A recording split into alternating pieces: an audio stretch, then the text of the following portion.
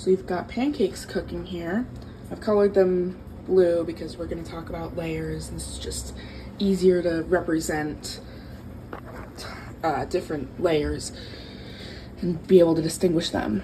But the first thing I've done, which you can see here, is there are berries in there, which you can think of as inclusions. Inclusions are older materials that have become trapped within newer materials. This allows us to date rocks relatively, because in this case the blueberries had to form before the pancakes formed, because how else would they end up in the pancakes?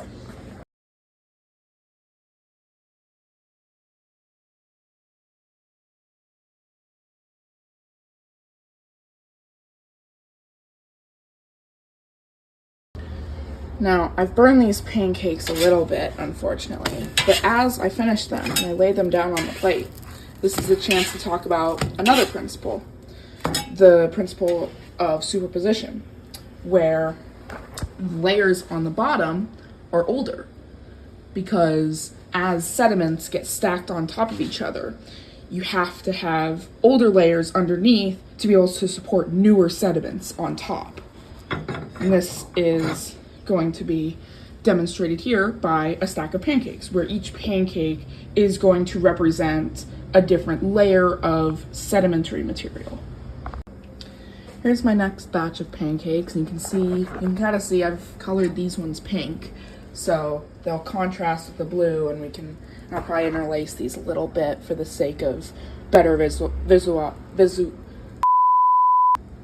I'll probably end up interlacing these for better visualization of layers, but these also have blueberries in them, and that is more of that relative dating. Unfortunately, it'd be tricky to talk about absolute dating, because that is primarily done through fossils or fissile materials, and as fissile materials decay, or if we know the age of fossils, we can interpolate the age of rocks by looking at those.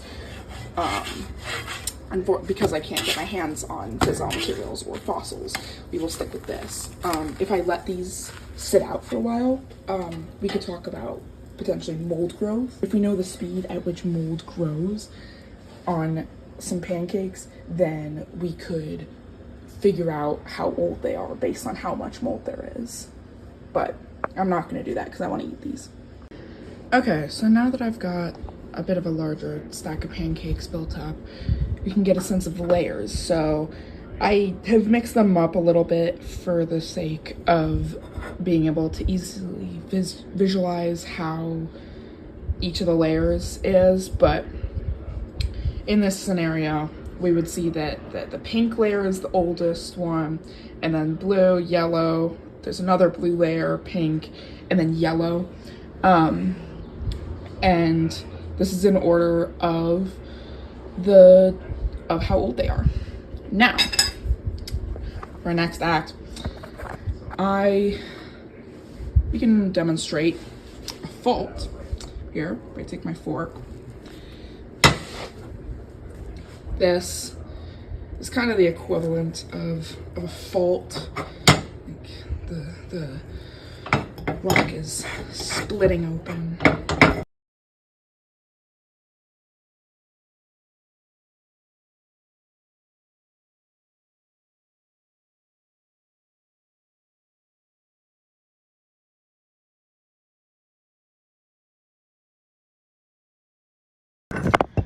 Okay, so now that we've got our fault running through the rocks here, what we might see is a tilt. Now, that is when the rocks are going to do this. So, in real life, we would probably have just more rock underneath. But for this example, I am going to just stick some bottles of food coloring underneath, so that I can prop up these layers a bit better. And now, if I bring the camera over here, we can kind of get a cross section, and you can see here's an inclusion again, but you can also see this yellow layer that's the same as this one has been propped up, and now we can see the inside. And same with the pink. This pink layer underneath is the same as this one. This blue one underneath the pink, it's the same pancake. It's just been tilted up, and so we can see how the layers have formed. Now, for my last trick, we have this tilt, and now if I layer on another pancake, sediments are always gonna form in. Sediments are always going to lay in a relatively flat layer because